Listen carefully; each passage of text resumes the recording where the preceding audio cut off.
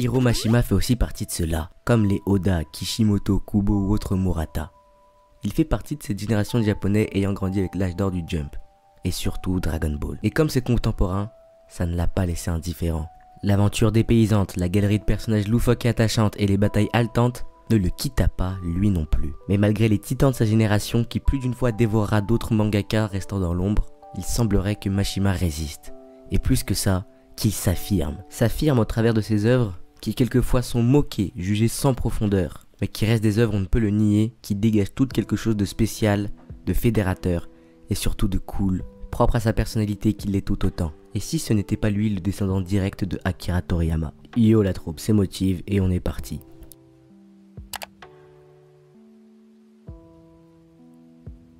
Rapide introduction du nouveau concept de vidéo qui visera à faire un focus sur un artiste, bien souvent mangaka, sur sa vie, ses œuvres, sa façon de travailler, sa philosophie, pour s'en imprégner et nous enrichir tous en tant qu'apprentis mangaka. Et donc on apprendra des plus grands quoi. En espérant que ça vous plaise. Je me surprends moi-même à commencer cette série avec non pas Akira Toriyama, Togashi ou même Kentaro Miura, mais bel et bien avec Hiro Mashima. Je ne suis pas le plus grand fan de Fairy Tail ni de ses autres œuvres. Mais c'est en écoutant une interview de Renaud Lemaire qui le qualifiait du mangaka le plus rock'n'roll du Japon, et de Yosh qui affirmait que Mashima lui faisait ressentir la même chose qu'un certain Akira Toriyama que je me suis penché plus en profondeur sur cet artiste. Et c'est fascinant. Hiro Mashima, c'est donc un mangaka des années 2000. Il a commencé avec quelques petits one-shots avant, avec Rave en 1998. Un petit neketsu sympa du Shonen Magazine, qui va avoir quand même son petit succès d'estime, et son petit succès commercial aussi, mais qui va rester totalement anecdotique comparé à des Yu-Gi-Oh, One Piece ou autres Naruto qui sortent à cette époque-là. Mais c'est avec Rave, ce petit neketsu sympa, qui va commencer le début d'une longue polémique autour de Hiro Mashima. Est-ce que Hiro Mashima, c'est pas simplement un plagieur, et notamment un plagieur de Oda et de One Piece? À mon avis, non, pas du tout. Mais on pourrait y trouver certaines similarités, certaines ressemblances entre les deux œuvres, notamment un trait, une ligne claire, un peu souple, qui peut faire rappeler au début de Dragon Ball, un ensemble d'aventures et surtout un voyage rafraîchissant au cœur d'un univers propice à l'émerveillement constant, à l'exploration et à la féerie, et des chara-designs tous plus loufoques les uns que les autres, que ce soit pour des persos humains ou non. On a aussi une structure narrative des débuts de Rave qui ressemble fortement au début de One Piece, mettant l'accent comme je l'ai dit sur des mini-aventures au travers d'un univers féerique et propice à l'inspiration, où les valeurs d'amitié, d'union, de groupe et de camaraderie prévalent plus que tout. Et c'est pour moi à ce moment-là que va se déclencher la paranoïa autour de Hiro Mashima et de Oda, qui va encore s'accentuer avec Fairy Tail,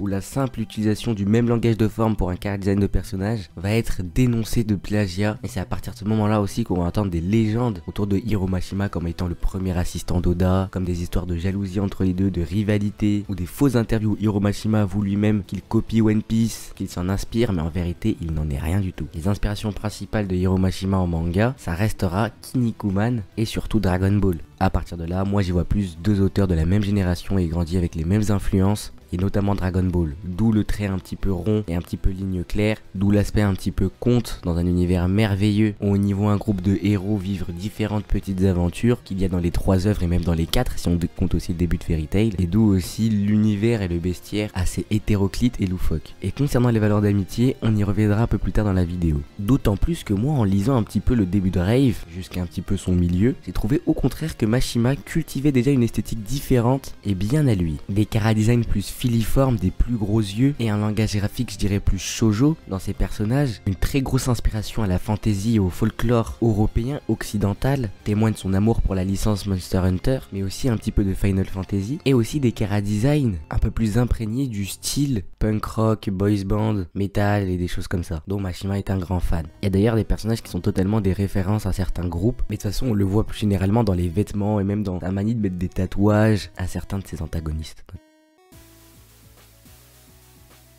Si t'étais un jeune apprenti mangaka japonais et que t'avais l'occasion de rencontrer Hiro Mashima dans une convention ou même l'occasion de l'interviewer et que tu lui demandais un conseil en tant qu'apprenti mangaka pour devenir professionnel, il y aurait eu 9 chances sur 10 que Hiro Mashima te réponde quelque chose dans ce genre. Va au bout de tes histoires, va au bout de tes idées. Quelqu'un qui n'est pas capable d'aller au bout d'une histoire ne sera jamais professionnel. Et ce conseil qu'il ne cesse de donner, il n'a non plus cessé de l'appliquer lui-même. Mashima, c'est un mangaka qui a produit beaucoup d'histoires, et surtout beaucoup d'histoires finies. Il est déjà allé au bout de 2 longs shonen neketsu, un de 35 tomes et un autre de 63 tomes, tenant le rythme haletant et éreintant de l'hebdomadaire par 2 fois sur un total de 98 tomes, surtout qu'il n'en a pas encore fini avec Eden Zero. Et cette performance est déjà bien mésestimée par les lecteurs de manga habituels, alors que c'est une performance que peu de mangaka peuvent se targuer d'avoir accomplie. Mais ce n'est pas tout. Pendant même la parution de Fairy Tail en hebdomadaire, il était sur Monster Hunter Orage en mensuel. C'était une licence qui lui tenait tellement à cœur qu'il pouvait refuser de la faire, qui faisait qu'il avait que 4 jours pour finir son chapitre de Fairy Tail et 2 autres jours pour avancer sur son chapitre mensuel de Monster Hunter Orage. Mais c'est pas tout, il a pris aussi après plein d'autres projets, plein d'autres one-shots, notamment sur sa mascotte Plou qu'on revoit à chacune de ses grandes histoires, et des spin-offs de Rave et de Fairy Tail qu'il supervisait. Tous ces projets-là, il les faisait par pure passion, car véritablement ces personnages à Mashima et il a envie de les faire vivre. Et d'ailleurs, si vous étiez toujours un apprenti mangaka qui, imaginons ayant rencontré Hiro Mashima, le deuxième conseil qu'il aurait pu vous donner pour vous améliorer et passer professionnel, ce serait quelque chose comme ça. Fais-toi plaisir. Évidemment, c'est extrêmement important que tu sois passionné. Et c'est aussi important que tu ailles voir des films,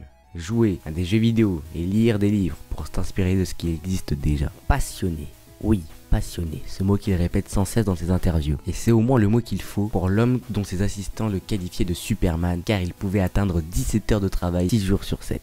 Époustouflant. Hiro Mashima se considère comme étant un autodidacte, et ça se voit. Au tout premier tome de Rave, on voit bien que les bases de dessin ne sont même pas encore maîtrisées, et il est très loin du niveau de ses contemporains en termes de technique de dessin. Mais ça ne l'a absolument pas freiné pour se lancer dans des histoires et redoubler de projets et d'histoires finis. Jusqu'à aujourd'hui où en plus d'Eden Zero, une énième série en hebdomadaire qu'il a lancée, il travaille sur 2 projets de manga dont l'adaptation d'un jeu mobile dont il a fait lui-même les chara-design. Ce mec passe sa vie à dessiner et à faire vivre son univers. Et ça explique très largement son amélioration fulgurante et son niveau de technique de dessin aujourd'hui ahurissant.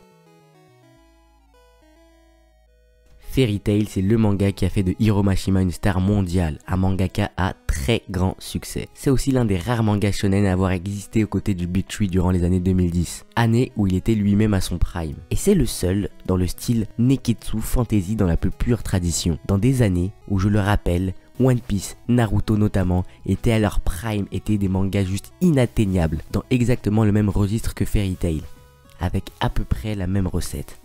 Enfin, la même recette? Pas vraiment. Fairy Tail, c'est je pense le shonen le plus critiqué des années 2010. On lui reproche souvent de manquer de profondeur, d'être un manga que plaisir sur lequel il faut juste chercher du fanservice en tout genre. Des dragons, des filles nues, des pouvoirs, des chats. Mais malgré tout, Fairy Tail reste tout de même un de ces mangas avec la communauté la plus engagée et fidèle envers son œuvre. Pourquoi? Même si Fairy Tail n'a pas la richesse thématique d'un One Piece ou d'un Full Metal Alchemist, ni les leçons de vie poignantes d'un Naruto ou encore d'un Full Metal Alchemist, ni même la maturité d'un Bleach, d'un Hunter x Hunter ou encore d'un Full Metal Alchemist, Fairy Tail et surtout Mashima a réussi quelque chose qui à mon sens est le seul à avoir réussi dans cette liste. Enfin, autant réussi. Il a réussi à tisser des liens d'amitié foutrement kiffants. En fait, il a réussi à tisser une fresque de personnages tellement bien liés par des relations amicales ou amoureuses, à la fois tellement délirantes, amusantes, épiques, mais aussi avec cet air très vraisemblable dans leurs interactions, sans être trop réalistes et proches de nous, qui a permis d'être d'autant plus attachés et pris quand ces liens, pour une raison ou une autre, sont menacés voire rompus. Dans Fairy Tail, on peut facilement se passer de Natsu, de Lucy, de Happy ou même de Grey, tellement tu as d'autres personnages au background suffisamment développé et aux liens suffisamment bien tissés avec d'autres personnages pour suivre leurs évolutions à eux et voir comment leurs liens se renforcent ou se dégradent. La Gaji, la Erza et tous ces personnages sont capables de jouer de concert à la fin d'un arc par exemple pour te proposer des scènes de convivialité qui pour moi n'ont jamais été aussi belles dans un manga. C'est vraiment chaud au cœur de voir tous les personnages se réunir de toutes les guildes pour se réunir, boire un coup et délirer quoi, comme une vraie bande de potes. Sauf que ces bandes de potes, elles ont des super pouvoirs, elles combattent d'autres mecs avec d'autres super pouvoirs, il y a des dragons, des chats, etc. Et c'est ça qui rend le truc extrêmement cathartique. Et ça, il y a plein de mangas avec beaucoup de personnages qui arrivent pas forcément à le faire aussi bien. Et même dans One Piece, je trouve que c'est pas fait aussi bien. On tombe rapidement dans le cliché, dans des stéréotypes, et les interactions font un petit peu moins naturelles. D'ailleurs, c'est une qualité de son manga que Hiro Mashima reconnaît lui-même. Mais c'est surtout une qualité de son manga qui découle directement d'une qualité humaine qu'a Hiro Mashima. Renaud Lemaire qualifiait Mashima du mangaka le plus rock'n'roll qu'il connaisse. Tant il était surpris que Hiro Mashima le prenne dans ses bras, geste qui est absolument rare et presque banni pour un japonais envers une autre personne, qui n'est pas famille, qui n'est pas intime quoi. Tony Valente dit aussi que c'est une personne qu'il a tout de suite considéré en tant que mangaka, et l'a mis très rapidement à l'aise. Mashima, c'est un mangaka qui a pas peur du tout du contact avec les gens. et même plus que ça, c'est quelqu'un d'extrêmement social. Comme il le dit, j'ai beau prendre de l'âge, je vois toujours des copains, je joue toujours à des jeux vidéo avec eux jusqu'à pas d'heure. L'idée c'était juste de dessiner une communauté d'amis et comment nous serions, mes amis et moi, si nous étions des magiciens. Mashima c'est aussi une personne très empathique et observatrice qui se sert énormément de son entourage ou des personnes qu'il croise pour designer de nouveaux personnages. Si Natsu par exemple le caractérise, beaucoup d'autres personnages sont issus de personnes qu'il a croisées. Ainsi il se balade toujours avec un carnet de croquis pour capturer les personnalités intéressantes, les croquer et pour les ajouter dans ses œuvres. Il dit: aux États-Unis j'ai rencontré une journaliste qui avait une personnalité très haute en couleurs, qui était assez impressionnante. Donc je me suis dit, et si j'en faisais un personnage? Et je l'ai mis dans le manga. Tu seras peut-être le prochain personnage.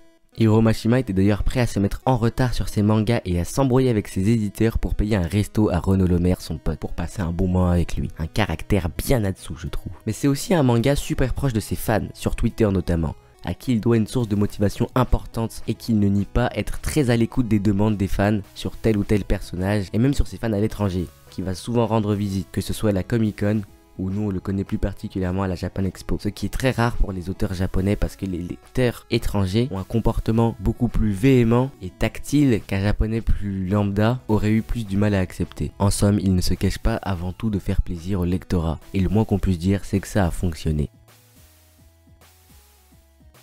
Fairy Tail, c'est pas seulement un manga, mais tout un univers exploité sous différents supports où il est souvent impliqué et à la supervision pour continuer à satisfaire ses fans. Dans un modèle à la Marvel d'ici qu'il affectionne, on pourrait presque parler du Fairy Tail verse. Enfin, Fairy Tail verse, ça peut même aller plus loin. S'il y a bien aussi une autre qualité qu'on ne peut pas enlever à Fairy Tail, c'est son visuel. N'importe qui ayant lu Fairy Tail pourra te le dire. Les planches de Fairy Tail déchirent. Tant elles sont claires, les expressions de personnages impactantes, le découpage fluide et percutant et la ligne pure. Les chara-designs sont à la fois très reconnaissables et identifiables de la patte Mashima que fouillis de détails dans les costumes. Cette clarté, cette puissance et cette personnalité très identifiable dans le langage graphique de Mashima me fait penser à moi aussi l'illustre Akira Toriyama. Tant de par leur productivité ahurissante, leur univers reconnaissable et leur philosophie de faire plaisir avant tout au lectorat. Si Mashima était très soucieux de ses lecteurs, Toriyama l'était de son éditeur qui est le porte-parole de ses lecteurs. On peut dire que Mashima marche encore plus dans les pas de Toriyama qu'un Oda ou d'un Kishimoto. Surtout qu'il n'est pas prêt de s'arrêter là. Il semblerait qu'il ait encore de l'énergie à revendre. En tout cas, ces deux auteurs dégagent quelque chose de similaire. Pour voir un petit peu tout cet univers Mashima, je vous conseille ces deux recueils de one-shot Mashima N et ainsi que son artbook où il livre une superbe interview. Lien dans la description, ce sont des liens affiliés qui vont me permettre de toucher une petite partie de l'argent dans votre commande. Donc si vous voulez soutenir la chaîne, n'hésitez pas. N'hésitez non plus pas à m'ajouter sur Discord et à plus dans le bus.